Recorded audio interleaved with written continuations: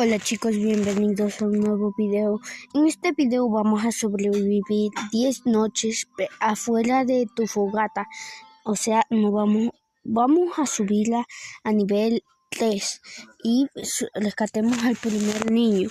O sea, va a ser un reto complicado porque voy a jugar solo. Y ya chicos, como ven aquí estamos en la noche. Vamos a talar la madera. Hay que hacer una pequeña pausa activa. Y bueno, estamos talando madera.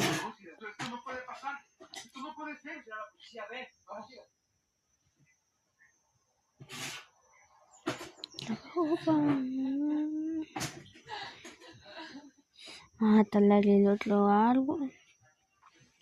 Ya sobrevivido 50 días, pero telero hay que hacerlo. O sea,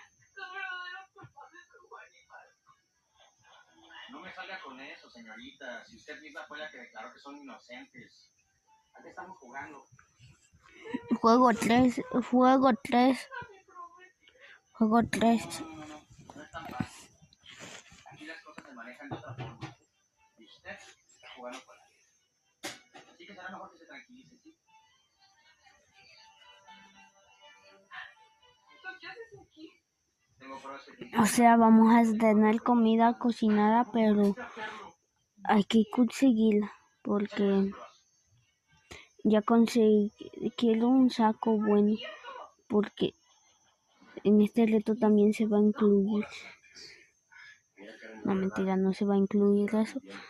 No estaba pensando, pero mejor no. Fuego 3, el mapa ha crecido. Fuego. No sé cuál es, pero creo que es el fuego 2.